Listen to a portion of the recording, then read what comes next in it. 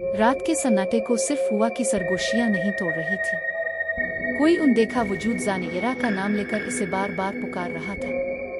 अलिफाजिल हुई गलियों में कदमों की चाप गूंज रही थी, जैसे कोई इसके पीछे चल रहा हो। मगर पलट कर देखने पर वहां कोई ना था, सिर्फ सांसों की टेगूंज बाकी थी। पुराने टूटे हुए अहाते के पीछे से रोने की हल्की मगर कान चीर देने वाली आवाजें आ रही थी। हर गुजरते लम्हे के साथ वो आवाजें ज़ानियरा के करीब तर होती जा रही थी। लोग कहते थे कि वहां बंद की गई रूहें आज भी आज़ादी मांगती है। ज़ानियरा ने इसे कहानी समझा था, मगर वो सख्त गलत थी। ज़ानियरा ने कभी नहीं सोचा था कि वो एक ऐसे वीरान गांव में कदम रखेगी जहां गुज़िश्ता 20 साल से कोई जिंदा इंसान नहीं रहता। इसे यहाँ एक पुरअसरार खत खींच लाया था, जिस पर उसका नाम लिखा था, मगर तारीख 15 साल पुरानी थी। जैसे ही वो गांव के सरहदी पत्थर पार करके अंदर दाखिल हुई, फिजा का रंग बदल गया। हुआ बोझल खामोशी गहरी और माहौल में एक अनदेखा खौफ तीर रहा था। टूटे हुए घरों की खिड़कियां ऐसे चरचरा रही थीं जैसे कोई अंदर कैद हो और बाहर आने की कोशिश कर रहा हो। गांव की एक बूढ़ी औरत ने इसे सख्त तंबी की थी, दीवार के पीछे मत जाना। वहां वो चीजें जागती हैं जो कभी सुई ही नहीं थी। मगर ज़ानियरा की सच्चाई जाने की जिद इसे रोक नहीं सकी। हर कदम के साथ आवाजें वाज़ेह होती गईं, कभी किसी के सिसकने की, कभी किसी के सरगोशी में नाम पुकारने की, और कभी कदम घसीटने की खौफनाक गूंज। इसे एहसास होने लगा था कि ये गांव सुनसान नहीं, यहाँ कोई है। दिट सुनसान हवेली गांव खड़ियावाला की आखिरी सरहद पर खड़ी एक ऐसी पुरअसरार इमारत थी, जिसका नाम लेते ही लोगों की गर्दनें खुद ब खुद पीछे मुड़कर देखने लगती थीं, जैसे कोई उनके पीछे खड़ा हो। इसके लंबे नाखून उनकी पीठ पर फिर रहे हो। पूरी हवेली पर पुरानी उम्र की गर्द जिमी हुई थी, खिड़कियां टूटी थीं, दरवाजे टेढ़े लटके थे, और हुआ जब भी गुजरती तो ऐसा लगता था जैसे कोई औरत होले होले रो रही। गांव के लोग रात के वक्त उसके करीब भी नहीं फटकुत्ते थे। कहते थे कि वहां किसी जमाने में एक खानदान रहता था, जिनमें से सिर्फ एक लड़की जिंदा बच्ची थी, बाकी सब तो गायब हो गए। उनकी लाशें अजीब हालत में हवेली की दीवारों से लटकी मिले। लेकिन ये कहानी सच है या झूठ, इसका पता किसी को नहीं। मगर जुनैरा उन बातों से डरने वालों में से नहीं थी। इसके अंदर एक अजीब शौक था, एक जुनून के वो हर इस जगह जाए जिसके नाम पर लोग कांप जाए। वो कहती थी, डर को अगर समझ ना सको तो वो तुम्हें निगल लेता है, और मैं डर से भागती नहीं, इसको पकड़ती हूँ। इसी जुनून ने इसे सुनसान हवेली की दहलीज तक पहुंचा दिया। रात के 11 बज रहे थे, चांद बादलों में अटका हुआ था, और रास्ता इतना खामोश के जुनैरा के कदमों की आहट तक गूंज रही थी। जब वो हवेली के सामने पहुंची तो इसने देखा कि दरवाजा आधा खुला हुआ है, जैसे कोई अंदर अभी अभी गया हो या कोई अंदर से इसे देख रहा हो।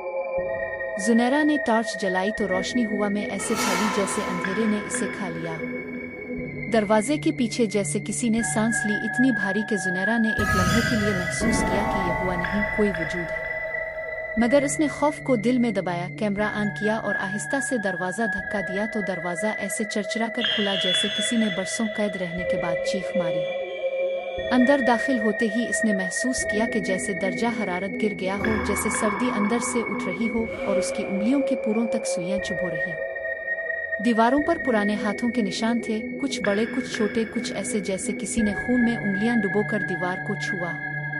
अचानक जुनैरा के पीछे से कदमों की हल्की आवाज आई। इसने फौरन पलट कर देखा, मगर पीछे कुछ नहीं था, सिर्फ सियाह अंधेरा। फिर अचानक किसी ने इसके बालों के करीब सरगोशी की, इतनी करीब के जी।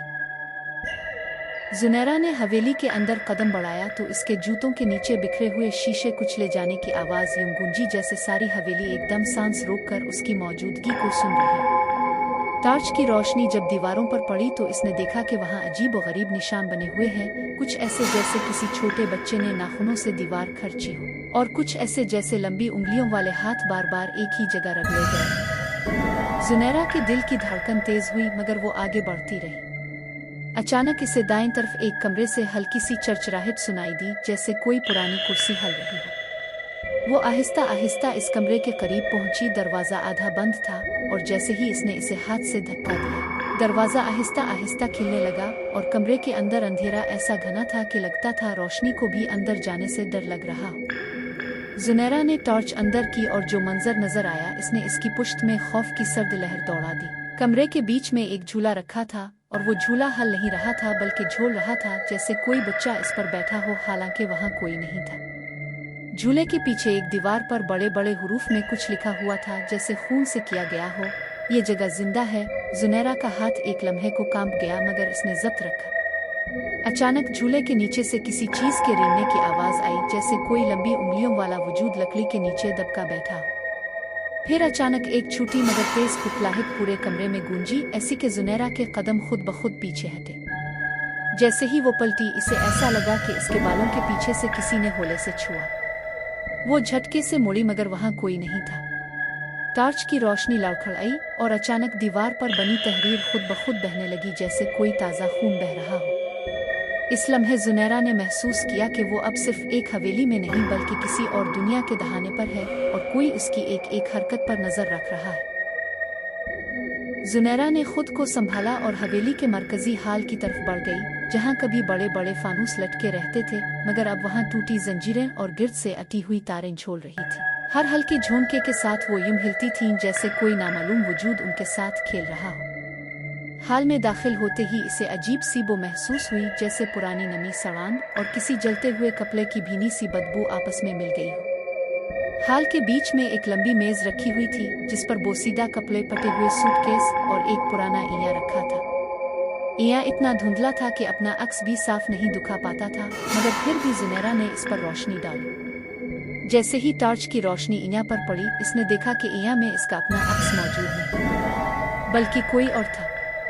इया के अंदर एक लड़की खड़ी थी, बाल बिखरे हुए, आंखें गहरे काले गड़ों जैसी, और होंठों पर एक ऐसी खामोश मुस्कुराहट जो सांस रोक दे।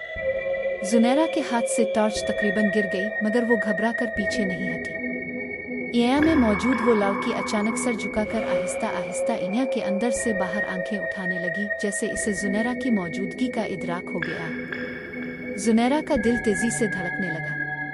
वो पीछे मुड़ी तो वहां कोई नहीं था, लेकिन इया के अंदर से वो लड़की अपने हाथ आहिस्ता आहिस्ता इया की सतह पर रखने लगी, जैसे वो शीशा तोड़कर बाहर निकलने वाली हो। अचानक पूरे हाल में जोर से धमाका हुआ, जैसे किसी ने लकड़ी का भारी दरवाजा पूरी ताकत से बंद किया। जुनैरा घबरा कर पलटी तो देखा कि हाल के सारे दरवाजे खुद ब खुद बंद हो चुके थे। वो तेजी से हाल के बीच पहुंची और मोबाइल निकाल कर वीडियो शुरू करने लगी कि इसी लम्हे हुआ रुक गई। आवाजें रुक गईं और गोले से एक बच्ची की आवाज आई, वो अभी जाग रही है। जुनैरा के गिले की रगें तक सुन हो गईं। किसने कहा? कहां से कहा?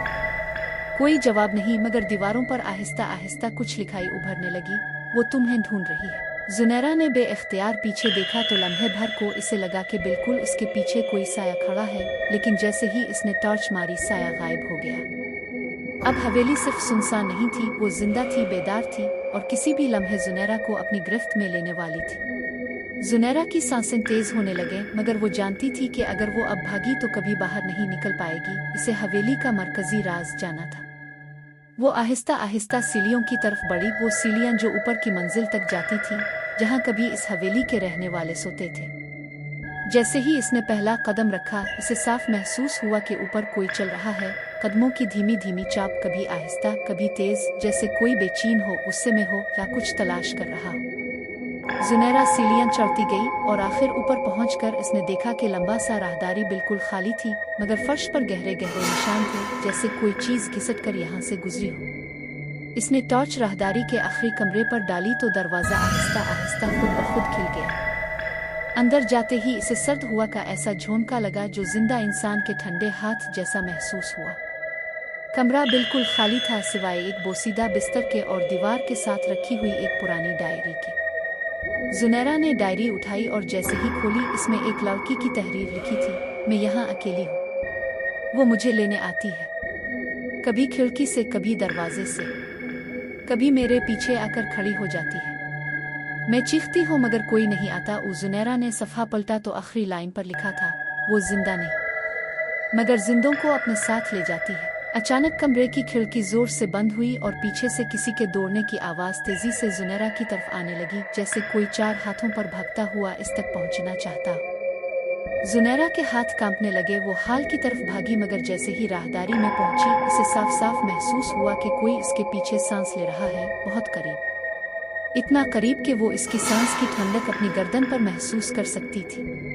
वो मुड़ी नहीं, बस भागती रही। नीचे उतरी, हवेली के दरवाजे तक पहुंची, मगर दरवाजा बंद था। इसने पूरी कुव्वत से धक्का दिया मगर दरवाज़ा टस से मिस ना हुआ।